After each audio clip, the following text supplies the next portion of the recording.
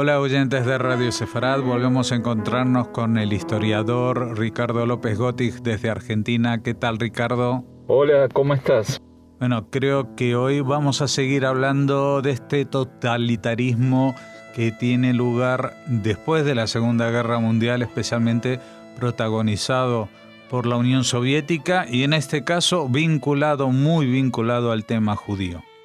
Hoy nos vamos a referir en este capítulo de las edades del totalitarismo a un aspecto no muy conocido y poco tratado que fue un capítulo del antisemitismo soviético, como fue el de la creación primero y posterior persecución al Comité Judío Antifascista en la Unión Soviética. Se crea en las circunstancias de la invasión alemana a la Unión Soviética en 1941 con la Operación Barbarroja. Un grupo de judíos soviéticos con el auspicio y, de toda la autorización por parte de las autoridades soviéticas, crea este Comité Judío Antifascista en el que había destacados artistas e intelectuales con el propósito de salir de la Unión Soviética a hacer propaganda y generar una corriente de simpatía hacia la Unión Soviética, sobre todo en Occidente. Acá vamos a encontrar, por ejemplo, al actor Solomon Michoels, a Shachno Epstein, a Itzik Pfeffer, al escritor Peretz Markish, entre muchos otros,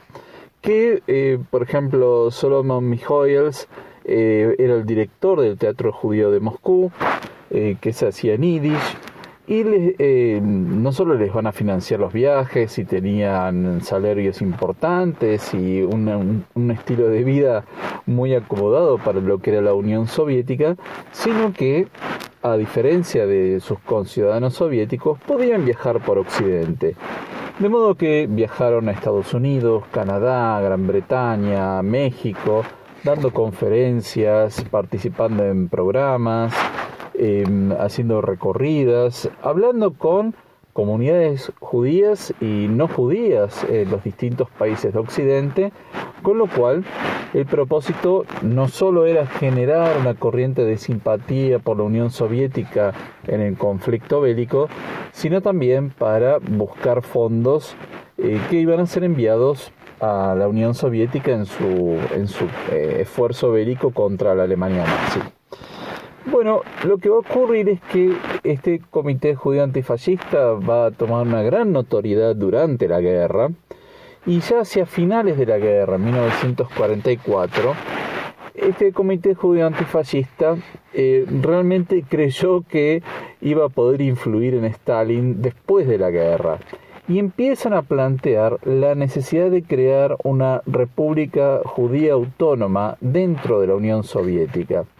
En rigor ya había existido esta idea con Birobiyan, que había sido creada justamente con este propósito como una región autónoma,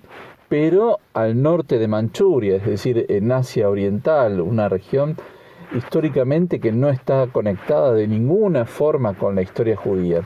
Bueno, ahí se había creado y que realmente nunca pudo concretarse esta idea de Birobiyan como una región autónoma judía, porque los judíos de la Unión Soviética no estaban dispuestos a atravesar hacia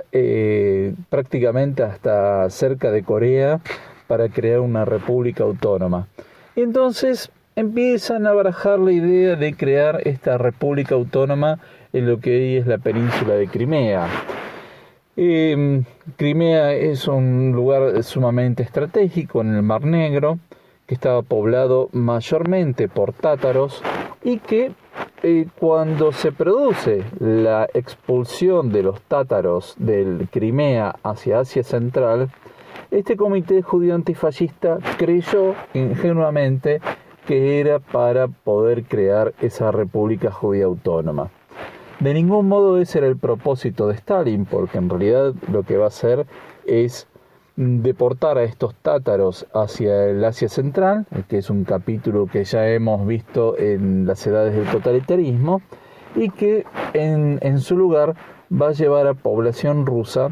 que es lo que luego va a generar el conflicto en 2014 con la anexión de Crimea a Rusia hace tan pocos años atrás. Pero en estas circunstancias, de hecho, este Comité Judío Antifascista hizo un documento demostrando con argumentos la importancia de crear esta República Autónoma Judía en Crimea, cómo esto iba a ayudar a la Unión Soviética en el proceso de construcción del socialismo, demostrando de alguna forma que no tenía que ver con el proyecto sionista de crear el Estado de Israel y que esto no tenía que ver con el nacionalismo burgués, así como denominaban al sionismo, sino que era parte del proceso de construcción del socialismo. Bueno, lo que va a ocurrir es que justamente cuando termina la Segunda Guerra Mundial, el estalinismo comienza a tener una etapa antisemita, no del mismo carácter que la Alemania nazi, es decir, un carácter de tipo biológico, sino que el antisemitismo soviético, vamos a ver que su característica principal va a ser la destrucción de la cultura judía. Es decir, lo que se va a buscar, y no solo con los judíos, pero en este caso nos vamos a dedicar a esto, es que era el propósito de la sovietización de los distintos pueblos dentro de la Unión Soviética, es decir, crear un Homo Sovieticus que no solo era absolutamente desinteresado de lo material y absolutamente entregado a la causa del socialismo, sino que también no tenía ni inclinaciones nacionalistas, obviamente era ateo, era desinteresado de todo lo material, y que entonces el propósito de este antisemitismo era destruir todo rasgo de identidad judía. Este antisemitismo entonces tenía que ver con una homogeneización cultural y social a lo largo de toda la geografía de la Unión Soviética,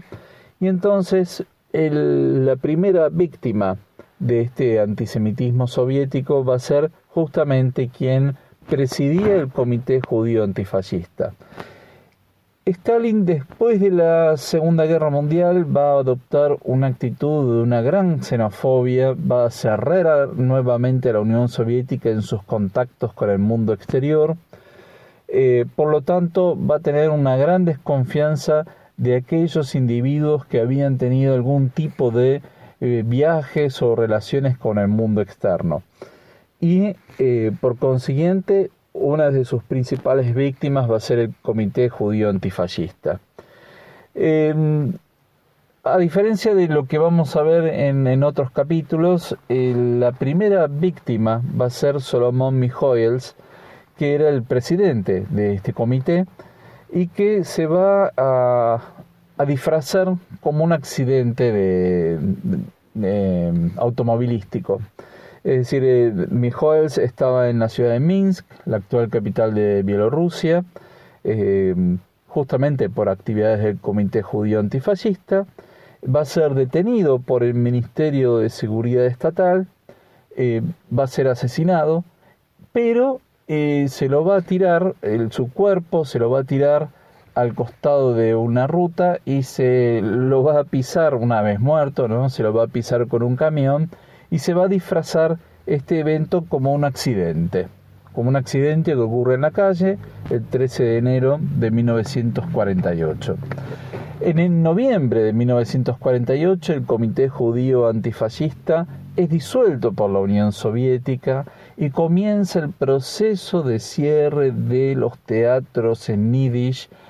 se cierra el periódico en Yiddish, el Radio Moscú deja de transmitir en Yiddish, es decir, comienza el proceso de lo que llamamos un etnocidio, es decir, la destrucción de todos los rasgos identitarios de la colectividad judía en la Unión Soviética, y en este caso lo que era en principio la lengua. ¿Con qué propósito? Con el de rusificar a los judíos de la Unión Soviética, rusificarlos, cortarles su vinculación con el yiddish, la lectura en yiddish, la enseñanza de esta lengua, para que no solo no tuvieran una identidad, sino que además no tuvieran acceso a su identidad pasada, que las nuevas generaciones desconocieran cómo se leía y cómo se hablaba en yiddish, de modo que cortara con sus raíces. Este va a ser un primer paso hacia el antisemitismo soviético, y que vamos a ver que hasta la muerte de Stalin en 1953 esto se va a ir incrementando cada vez más, y a pesar de que simultáneamente, y esto es lo más interesante y paradójico, a pesar de que simultáneamente la Unión Soviética va a apoyar la creación del Estado de Israel. Es decir, en 1948, por un lado, asesina a Mijoels, cierra el Comité Judío Antifascista, pero a la par va a apoyar la creación del Estado de Israel, e incluso a través de Checoslovaquia va a enviar armas al Estado de Israel para apoyarlo en su lucha contra los países árabes. Esto tiene que ver con la ambigüedad no solo del estalinismo, con la arbitrariedad sistémica de este tipo de regímenes totalitarios, sino también con el juego estratégico que estaba pensando Stalin en el largo plazo para Medio Oriente. Pues muchas gracias por lo que nos has contado, por ahondar en estos temas que tantas veces pasan inadvertidos o casi olvidados, y nos encontramos la semana que viene.